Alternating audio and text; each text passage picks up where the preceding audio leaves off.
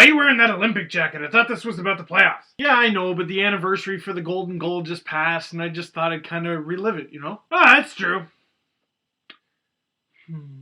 Okay, enough of that. Put your game face on. Game face, that's all this.